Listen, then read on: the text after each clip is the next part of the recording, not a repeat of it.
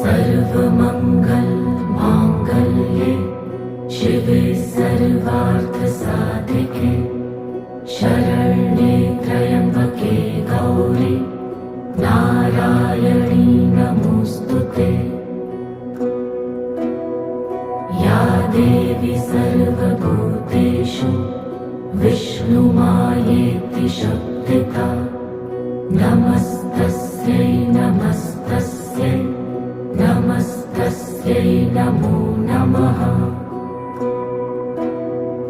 या देवी सर्वभूतेषु चैतन्येत्यभिधीयते नमस्ते